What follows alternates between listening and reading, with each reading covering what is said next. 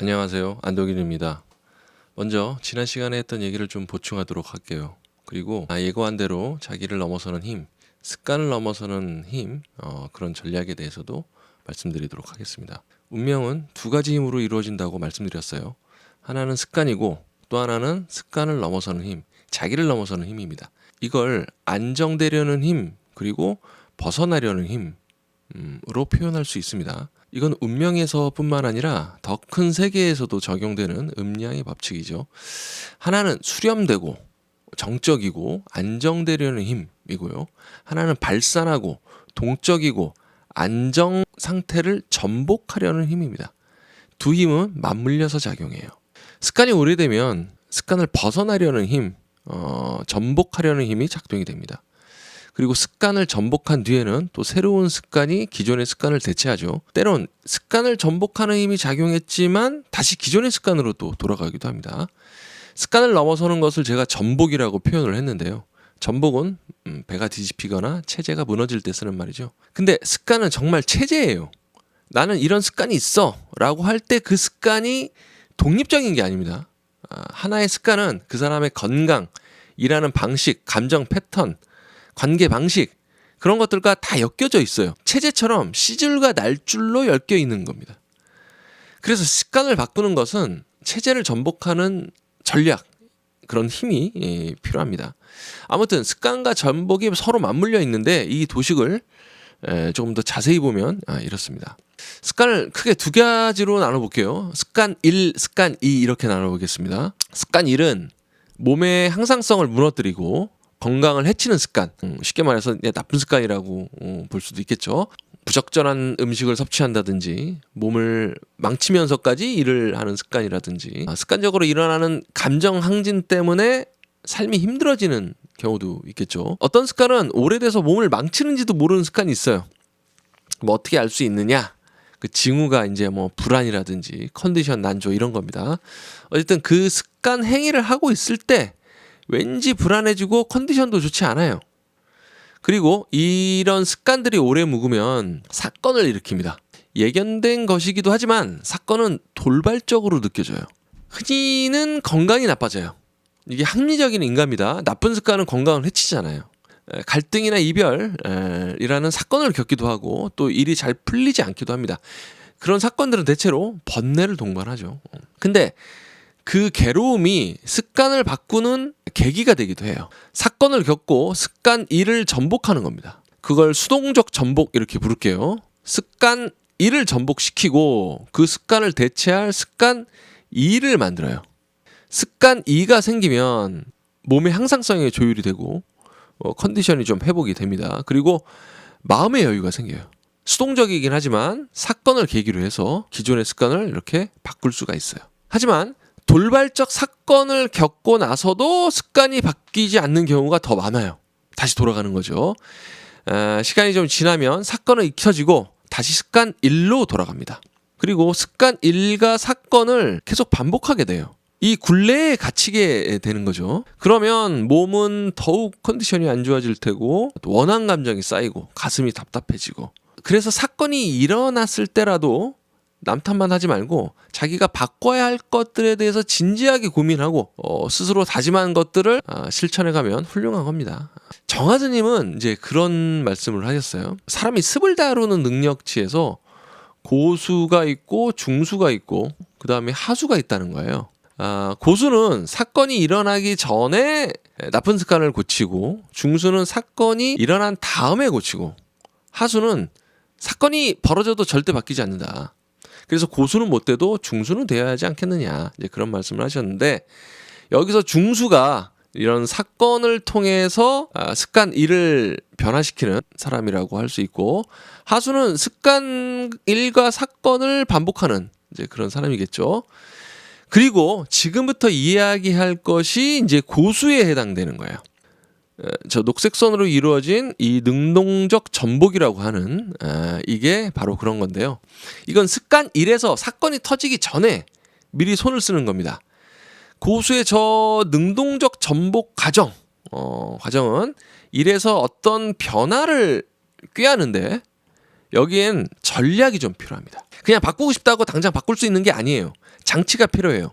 수동적 전복이 이런 돌발적 사건을 겪고 화들짝 놀라면서 일어났죠. 이렇게 살면 안 되겠구나. 큰일 나겠구나. 그렇게 정신 차리게 만들고 어떤 다짐을 일으키죠. 능동적 전복도 사건처럼 무언가가 필요해요. 그게 뭐냐면 욕망입니다. 욕망. 수동적 전복이 사건의 충격으로 인해서 일어난 각성 행위라면 능동적 전복은 욕망의 분출에 의해서 일어납니다. 그러니까 이 욕망이라는 것은 능동적 전복의 출발점이에요. 이 욕망은 강렬합니다. 영성적 힘을 가진 욕망이에요. 영성은 종교적으로만 일어나는 것이 아니에요. 자신의 미래에 대한 새로운 길을 여는 힘도 매우 영성적입니다. 이 영성적 욕망은 두 가지의 알아차림으로부터 일어나는데, 첫째는 저 지겨운 악순환에서 벗어나야 되겠구나라고 하는 다짐이고, 둘째는 그래서 새로운 존재로 거듭나고 싶다는 열망이에요. 이 벗어남과 거듭남의 두 욕망이 동시에 일어날 때 자기에 대한 어떤 존재의 고귀함, 생명의 약동, 이런 걸 느끼게 되면서 우리는 스스로 영성이 일어납니다. 무언가를 욕망할 때 그냥 소박한 감정적 욕망에서는 힘이 약해요. 영성적 촉발이 일어나야 욕망의 힘이 강해집니다. 이 욕망으로부터 능동적 전복이 일어나고, 능동적 전복은 습관 1을 습관 2로 대체하게 됩니다. 이 과정은 아주 기묘한 감각과 정서를 낳아요. 한마디로 정의할 수는 없지만 기쁨의 정서라고 할까요? 거기에 이제 가깝다고 할 수가 있습니다. 근데 우리가 현재 알고 있는 느낌과는 좀 달라요. 매우 낯선 기쁨입니다. 그건 알매 기쁨이기도 하고, 혹은 힘과 여유에서 나오는 그런 기쁨이라고 할 수도 있어요. 알매 기쁨이란 건 저렇게 악순환의 고리 안에서 허우적거리면서 살지 않아도 되는구나, 좀 용기를 내도 되는구나 라는 알매서 일어나는 기쁨이고요. 그 다음에 힘과 여유라는 것은 불안과 두려움이 가라앉으면서 동시에 일어나는 정서예요. 습관 1과 사건이 반복되는데도 벗어나지 못하는 거는 여기에 불안과 두려움이 깊게 들여져 있기 때문이거든요. 근데 그런 불안이 사라지고 내적 충만함이 도래하면서 여유가 생겨요. 그거는 삶과 죽음까지 넘어서는 어떤 존재의 힘입니다. 어떤 변수가 와도 크게 두렵지 않다. 그런 어떤 존재의 힘, 그리고 여유, 그것이 생겨날 때 함께 오는 어떤 기쁨이 있어요. 그러니까 이 기쁨은 예측하기도 힘들고 계산될 수도 없는 영역에 있습니다. 지난 영상에서 제가 습관을 벗어나는 힘, 그러니까 운명을 구성하는 두 번째 힘을 설명을 할 때 이 힘이 계산되어지지 않는 영역에 있는 직관에서 나온다고 말씀드렸잖아요. 그게 바로 이겁니다. 그리고 이 힘과 여유가 삶의 질을 엄청 높여요.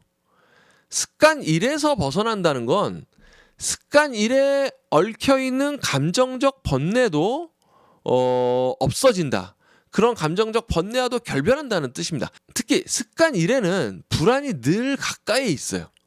그게 아주 삶의 질을 많이 떨어뜨립니다. 그래서 이 능동적 전복 과정이 삶의 질을 올려준다는 겁니다. 지난 영상 끝에서 말씀드린 그 실천적 전략이 바로 이 능동적 전복의 과정을 어떻게 열어갈 것인가에 대한 이야기예요.